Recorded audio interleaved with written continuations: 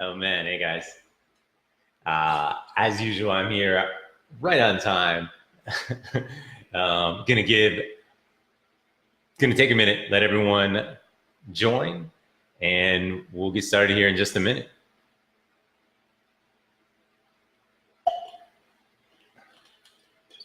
Always got to start out with the water. Facebook Live, Instagram Live.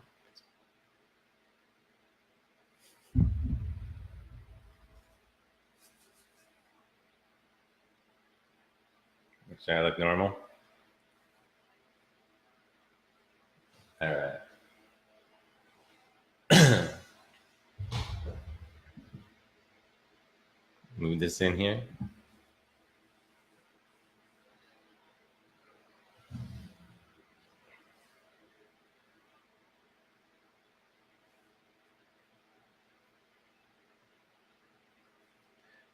All right, guys, let's jump right into it. We're here, 1 o'clock. Hi guys, my name is Steven, aka Even Steven Money, and we are here live on Money Talk Friday, where every week we have a new topic. I share my story, recommendation, action items, and questions from you. I think it's going to be a fun one today. It's going to be a little bit of a change from the norm, so I'm excited about that. For those of you who do not know who I am, my name is Steven. My story is, after paying off over $100,000 in consumer debt, my wife and I found our own version of financial freedom, which led me to today launching my own money coach business, where I help clients pay off debt faster, save more money than ever before, also that they can live a better life today and retire comfortable tomorrow. That is who I am. That is what I'm about.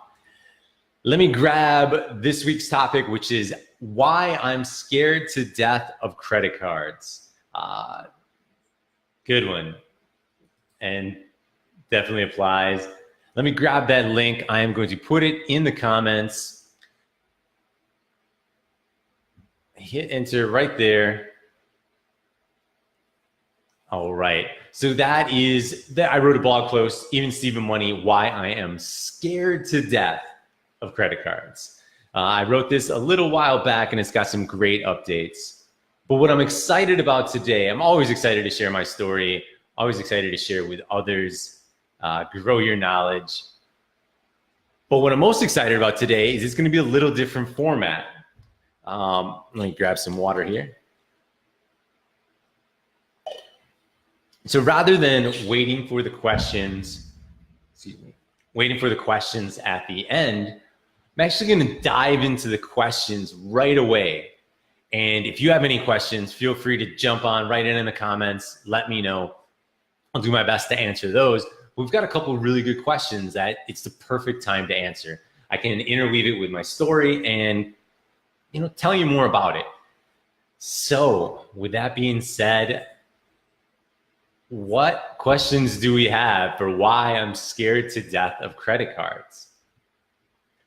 So the first question is from Aja. Aja asks, well, let's get the exact wording here. Word for word, are credit cards good or bad? Man, what a loaded question, Aja. And thank you so much for the question. I appreciate it. It gives me an opportunity to really dive into specifics. So, and I say it's a loaded question, right? Why are credit cards good or bad? So let's start out with the good. Here's some things that I think about when I think of credit cards being good. So you're able to buy things today and you don't have to pay for them immediately. So it's a short-term loan. If you would buy something today, February 8th, you most likely wouldn't have to pay for that anywhere from 30 to 60 days later. So it's a 0% interest loan for your money. Now, assuming you make that payment on time for the full amount, that's where the 0% comes in. What else is good about it? So credit cards, to entice people to use them, have features such as, or benefits, features and benefits, cashback rewards. They have miles, airline miles, and all different ways that you can earn extra just from using your credit card. You can also get discounts by being an example, especially with store credit cards. That would be a benefit where you could get a 10% or 20% discount on something that you would hopefully normally buy. There is two things that, and it depends on your credit card, but good things can be, they have zero, what do they say? Zero fraud liability. So because if someone would happen to get your credit card information, which it does happen more and more today, is you don't have to, you're not responsible for that money. You're not out of pocket that money. No one's holding on to your money. You're disputing that. So that's the $0 fraud liability. So definitely a positive. There's things with a manufacturer's warranty that sometimes can go beyond what you would normally get from a store. And again, this is all things that apply to your specific credit card. So you can dive in and check that out. So today, just want to give you guys a reminder. My name is Steven, Even Steven Money. We're here live on Money Talk Friday, and we're talking about why I'm scared to death of credit cards. And we're jumping right into the questions. Aja from Chicago asks, are credit cards good or bad? Now, those are just a couple of things that I went ahead and thought of, off the top of my head, right? Credit cards are good. So there's a lot of different ways you can use them. But since I am scared to death of credit cards, why are they bad? And let me first start out by saying, to me, credit cards are bad because the bad outweighs the good of a credit card for a lot of people, for a lot of Americans, for the majority of the population. What credit cards, the reason they're bad is what they promote, what they give you the idea to do is to spend money you don't have so you can then pay it later, and possibly pay it later with interest or with fees. So the big ones, and that's the general premise of a credit card. But with credit cards, the reason that they're bad is you might buy something for $100. If you don't make that full payment, you could potentially pay an interest rate of 10 to 20 to 30% for what you purchased, which is crazy, the amount of money that you need to pay back. Just such a large amount. So you're paying interest. And if for whatever reason you can't make that payment on time, even the monthly minimum, you then are not only charged with an interest rate or interest on that, you're then also charged with a fee. So there's interest and there's fees associated with just making a simple purchase. And who knows? This could be, and guys, thanks. I'm going to stop right there. Who knows? Heidi, Aja, thank you for liking. Hope you're enjoying it so far. But what I'm talking about is why I'm scared to death of credit cards. When we're talking about the question, what makes a credit card good or bad? And right now we're on the bad. So I'm diving in, I'm getting excited. But with that, the things that are bad with the credit card, so we're paying interest, we're paying fees on something could be as simple as what we would normally do to pay our groceries or pay our gas. I mean, if you spend $100 on gas, if you're later on by paying interest and fees, possibly spending double that over time, if you're just making the monthly minimum payments, you're really setting yourself up for failure with a credit card. And it's so easy to get trapped in that cycle. And this is why, and like truth be told, this is why, and this is what affects a lot of people where they now are playing catch up. They dug that hole, right? And now they're at a point where they're not able to pay it off, and it creates, a hole each that it's harder and harder to dig out of. The shovel is only so big. So that's one thing, that the interest and the fees are just, it's not impossible, but it's much more difficult to get out of debt with a credit card. A really good example is I talked with a friend recently, and this is almost his exact words. He said, paying my mortgage and my rent and the car and food. He has some kids. He said, clothing my kids and getting all that ready. He's like, that's the easy part. The problem is I have credit card debt, and that's the hard part. You don't take into account really the hard part when you're making that salary and when you're making that money to pay off debt. So that was really hard for him. And that's what is bad about credit cards for a lot of people. It's the overspending. It's out of sight. It's out of mind. It's a swipe of a card. No cash ever leaves your wallet. It's a simple, it looks like this. And that's it. So keep that in mind for when you're thinking about having a credit card, and when you're thinking about, is it the right move for you? That's just a little bit about, that's my personal thoughts on why credit cards are good and bad. I've had some really bad experiences with credit cards, and and if you read the post, why I'm scared to death of credit cards, is I went to Cancun on credit cards when I was in college. There was a time that I played poker, and I would do cash advances, which I forgot even to talk about that. That's another part of fees and interest. Another example of more fees. When I did that, I was paying more and more on the cash advances for poker. If I didn't win that night, that day, I would try to get my money back with the cash advance. And I know, right? You learn from your experiences, but it cost me a lot of money to learn from that. And,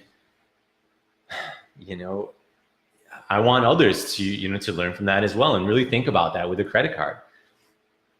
A debit card or your checking account, that doesn't happen. It essentially shuts down any money that you don't have, whereas a credit card promotes you to spend more money. And, last that I talk about is, your emergency fund. And we're going to talk about a little bit more when we talk about the next question coming up. But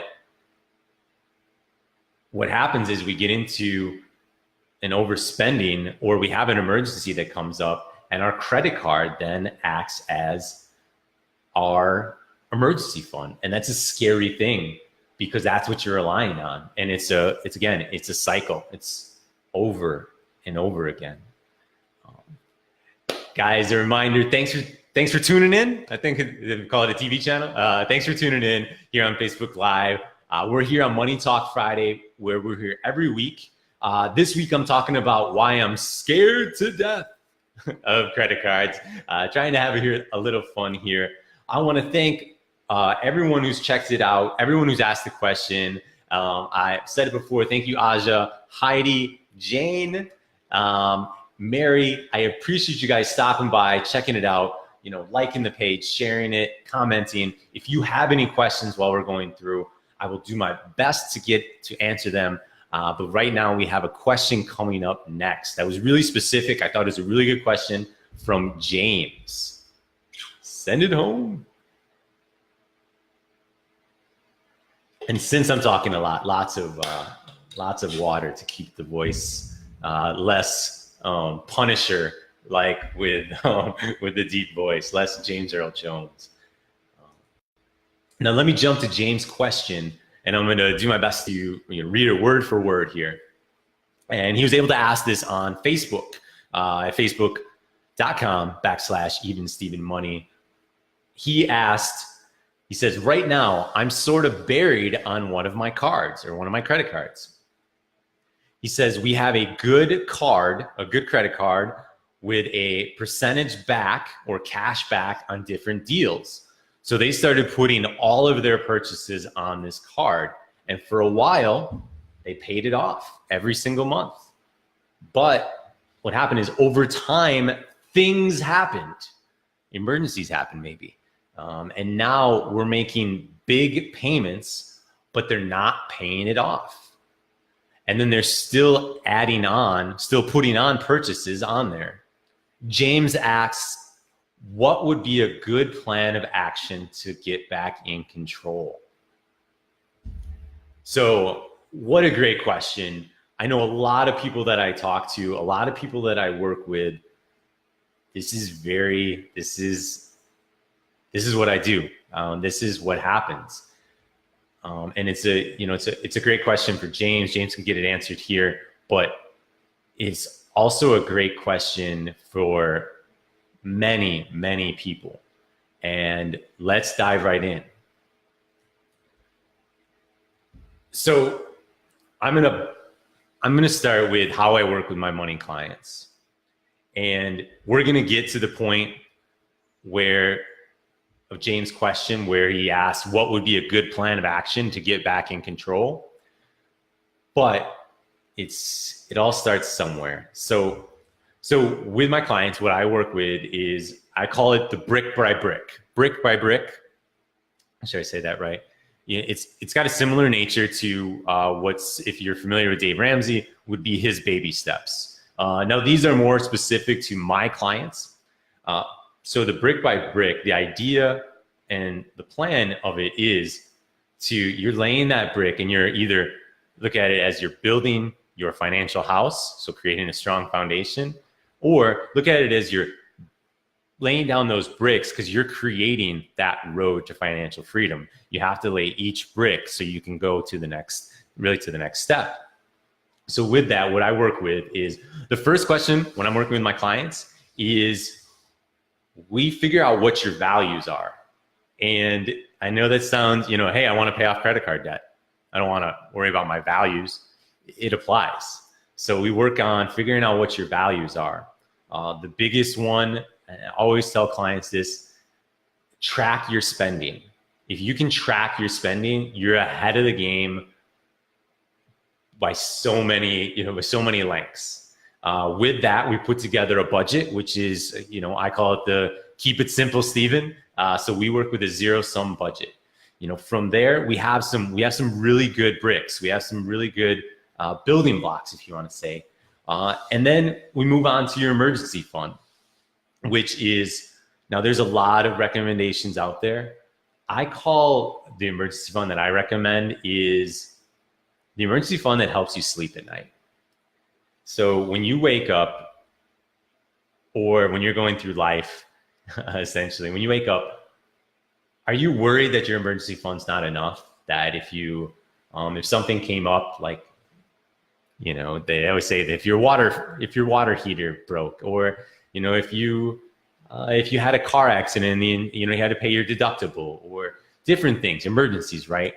Do you have enough money in your account that you could sleep at night? It's a question you got to ask yourself, and it's very personal. And I'm a big believer in making personal finance personal. It's going to be different for each individual. Now, some people are very comfortable, like Dave Ramsey recommends when paying off debt, is to have a $1,000 emergency fund. That might work for some, but it might not work for others. And that's why I believe it's personal. And a lot of my clients will have an emergency fund, and then it's really just fine tuning for what they're comfortable with. Before even we haven't even got to the credit card. I recommend that you invest that free money. And what I mean by free money is, for most people, it's going to be in your 401k, where you're contributing to get the company match. So you've done all that, right? So I'm going to make now the assumption that we know what our values are. We're tracking our spending. Our values are matching our budget and what we're spending money on. Something we're working on. We have an emergency fund that helps us sleep at night. We're investing in that free money offered by our company. And then it is on to what James's question is all about. And his question is, what would be a good plan of action to get back in control of the credit cards? We're here on Money Talk Friday. We're talking about why I'm scared to death, and we're tackling James' question. And here's the big answer. So we start with pay off debt. And this is another brick by brick.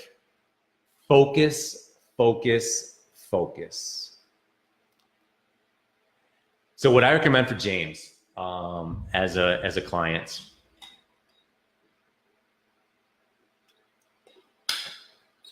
and this is what I would do and have done in James's situation. The first thing I would do is actually I would stop spending money on your credit card. I would make no further purchases, no automatic payments. I would take all of that off. Now, this is going to be hard because you probably do have automatic payments, and you're going to have to switch them. If it were easy, everyone would do it, right? That's the saying. It's going to be hard. For example, maybe you have your Netflix subscription and switching that to your checking account. And if this hurts a little, that means you're probably doing it right. And if you're starting to think, if you ask yourself, here's a question to ask yourself too, if you're worried about, I want to still get that cash back, or I want those travel mile rewards. Ask yourself, this year or last year, did you receive more money in cash back, or did you pay the credit card company more in interest? So ask yourself that when you're turning off all of those purchases and that spending to your credit card. So stop. That's the double hands in the air. Stop spending money on your credit card. Now, there's a number of different tactics, that you can use. You can, of course, go to use your checking account and your debit card, ACH, automatic payments. You can also go to cash. It's something I'm not that familiar with, so I wouldn't recommend, but you could switch to using, a prepaid card. But again, not a lot of familiarity, so I wouldn't recommend that personally. But yeah, so you're stopping all the spending, right? Now we're going back to create that action plan. We're going to refer back to what you're spending money on and your budget. And that's where we're going to create an action plan. So with that, if you're tracking your spending, you know where you're spending, you've created a budget, and then we're looking to see how much is available to put that on. Now remember, and this is going to be important in your action plan, if you have $500 available, James, it sounds like he's already making large payments, which is fantastic. He wants to, he wants to get ahead. He wants this out of the way. He wants that burden off of his shoulders. He doesn't want that anxiety. He wants that peace of mind. And that's, again, going to be more important than I believe, any cash back that you can get on a credit card. So the action plan is we've created a budget, and we found, let's say we're going to use some just general numbers here. Let's say we found in the budget, there is $500 that James has been putting on the credit card. Now, I want to do two things. I want him to set up an automatic payment. So that's already included in your budget. So I want, if you get paid on the 15th and the 30th, I want an automatic payment on the 15th, $250, on the 30th, $250, automatic payments already set up. Now you can do it that way. You can put one, $500 payment right away if that's what you have, it depending on your budget and what works best. But here's the thing. I don't want it to be just $500. That's what we found. I want you to set up an automatic payment that actually makes you feel a little bit uncomfortable. And when I say uncomfortable, if you think you can do $500, let's make it $600. Let's create that big, audacious goal. How do we get rid of debt? We make our goals bigger. And the automatic payment is one way to help with that. So we're here, just as a reminder. Oh man, I'm missing out on comments. I apologize. Let me check everything out. Oh man, okay. I actually think I'm getting spammed. That's awesome. I've never got spammed before on my Facebook Live. Excited about that. So that's hilarious. But what I have here is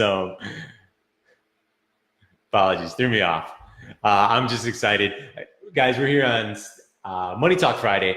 Even Stephen Money. We're talking about why I'm scared to death, and we are answering questions. And essentially, James's question, summing it up, is, let's get back to it. His question is, what would be a good plan of action to get back in control of my credit cards and my credit card spending? And just to hit on a quick couple areas that we've talked about, we're having him stop spending money on credit cards. We're referring back to the budget and spending, and we're creating an action plan that has automatic payments and is a little bit uncomfortable with a big goal around that. And what do you do when you have a big goal is you look for ways to meet that goal. And that's the next step. So for James, I recommend find extra money. Sounds simple, right? But with that, there's a strategy that I use, and I use it for essentially everything. So you're going to go through each budget item in your budget, and you're going to go through these steps. You're going to ask yourself, it's eliminate, cut, negotiate. So I'm going to use a cell phone as an example, cell phone plan. If that's an area that we're looking to in our budget for extra money, you got to ask yourself, can you eliminate your cell phone and your cell phone bill? Now, me personally, and I'll use the example of myself, I do not want to eliminate my cell phone. You know, I need it for, I value it.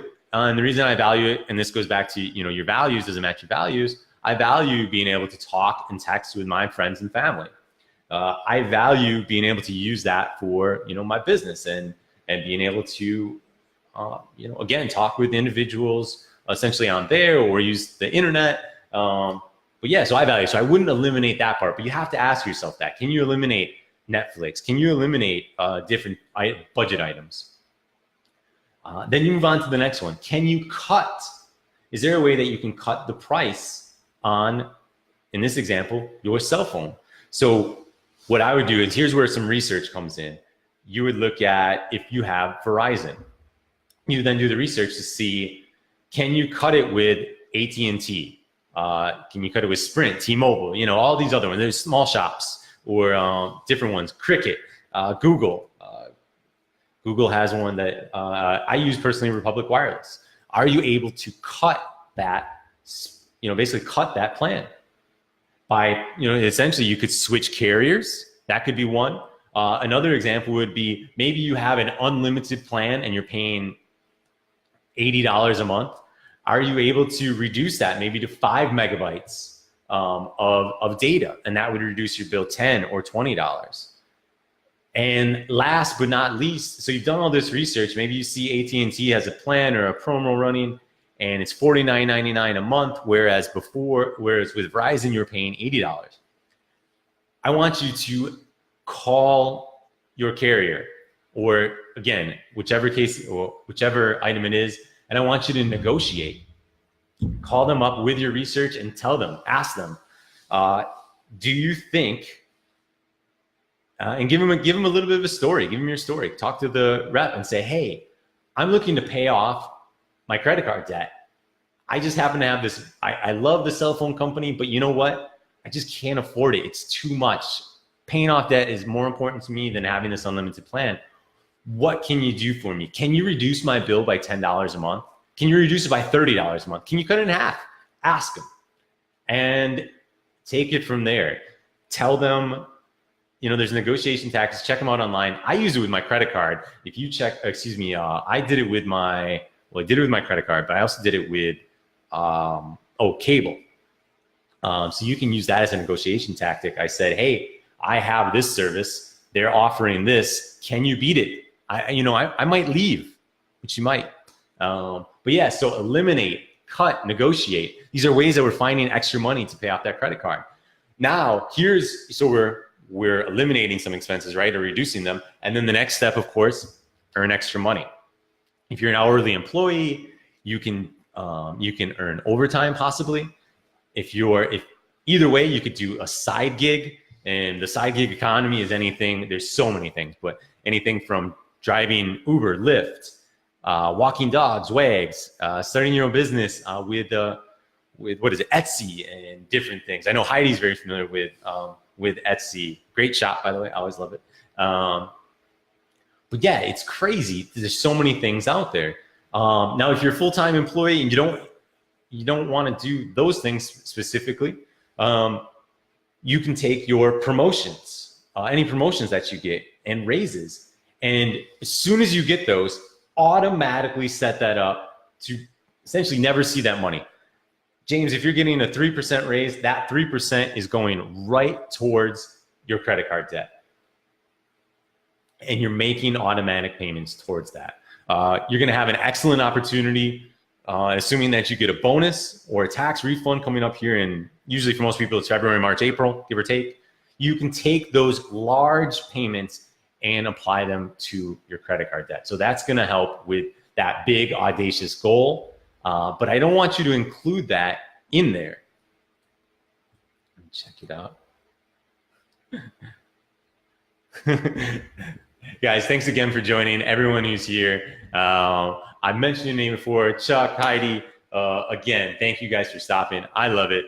I appreciate it. We're talking Money Talk Friday, even Stephen Money. We actually got a couple great questions that allows me to dive in and talk a little bit more about it. We are tackling James' question, which is essentially, what would be a good plan of action to get back in control? We've hit a few areas and just really hitting the last two, which is we found extra money, earn extra income. The next, and I highly recommend this. This is going to be, I'll make you wait. And this was so important in my debt strategy, or sorry, in my debt journey. And it's what I recommend to my clients as well. So here it is. Have an accountability partner and talk and share your wins and losses and progress. Now, that has nothing to do with making extra payments, right? But what it is credit cards and paying off debt is more than just the numbers. It's more about the money. It's about, there's a psychology to it. There's a feeling, there's an emotion, and you need to be able to share that and have someone help you along the way with an accountability partner. Now, I'll raise my hand. I am a money coach. That is essentially what I do. I am your accountability partner. So yes, you can talk to me, and you can talk to me via social media as well, in different areas in the, email, etc. But yeah, if you're looking for that big step, money coach, I'm absolutely here to help. But couple of other examples about having that accountability partner is, the internet, social media. There's groups out there that focus specifically on debt. They're private groups, or if you want to be anonymous, and even with me, you'll always be anonymous. If you don't want me to share your name. But yeah, so I wrote a blog. It helped me a lot. I was supported by the internet, by people, far and wide, right? There's in-person groups, there's Meetup, like meetup.com, there's Eventbrite where you can find, there's different mentors out there who can help.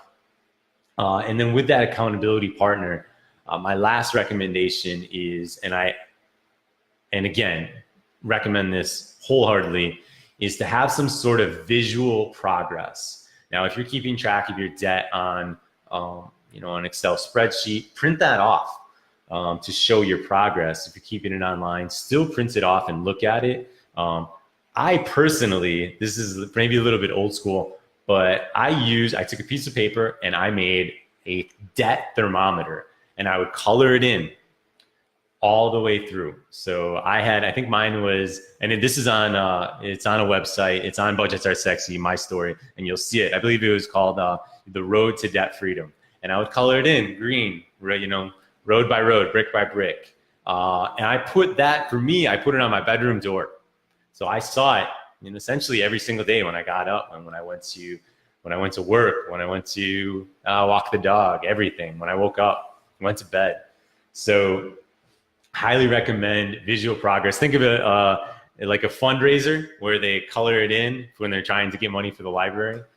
But yeah, so those are the big items that I recommend to James. Accountability partner, Heidi. I'm telling you, huge. It was huge for me. Actually, it's even funny. There is a Melanie, I think I can say it, Melanie Locker. She wrote the book, My Debt Story. I was actually, for a while, I was her accountability partner. We would check in on Twitter is how we did it. And it was just, I was like, hey, checking in, what went right, what went wrong. And for her, now she wrote about that. She wrote about, her story. So it was her just like another extra step, another layer that she could use. And it was beneficial for her. I mean, she wrote a whole book. She's actually, I'm in that book, which is pretty crazy too. But yeah, so I helped her with her accountability, and she paid off, oh my goodness, I think it was $70,000 to $80,000, which is just, phenomenal. So that's everything that I have for James, with one exception, and it involves someone who's on right now or on recently. And one of the people, Chuck, made a really good point. He said, hey, you know what? I've got an idea. I can help you get your credit card balance, paid off faster.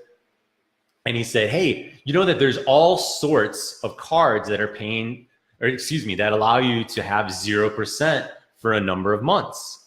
So if you're getting nailed interest, let's just transfer the balance to a new card, cancel that old high interest rate card, and you're all set. He said, but he made a good point too. He said, make sure that you're aware of the transfer fees that come with that new card. So, he's definitely thinking, he's definitely maybe either gone through it or has some familiarity. And I started thinking, I was like, what do I think about that? And it's a good suggestion. It's a good recommendation, right?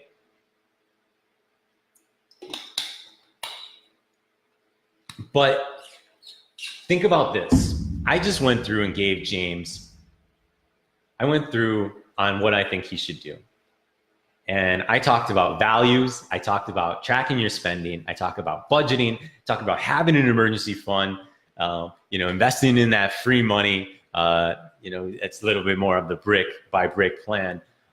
We talked about stop spending money on your credit card, action plans, automatic payments, audacious goals, extra money, eliminating costs, extra money, accountability partners, sharing your wins. So I talked about all those things, right? I didn't mention reducing your interest rate. And why do you think that is? Because if you don't, you can answer, of course, but if you don't change your habits, if you don't have an action plan, if you don't have all the things that I mentioned, moving your credit card over to get a better interest rate isn't going to solve your problems. It's a quick win. Now it can be included in some of these ways as, and I would say possibly you could use it in that like find extra money. You might be able to put that in there. But I would not recommend at all using this as, how do you fix it, right? If the fix that you come up with is to transfer, balance transfer, you haven't fixed any of the habits, you haven't fixed any of the action plan, the goals. And I even if I was going about this, and I've done this, and some success, some failure. But the first thing I would do is I would research everything that's out there with the credit cards. And I would see, are you available to even, transfer it? And when I say that, I've applied for a credit card and not received it before.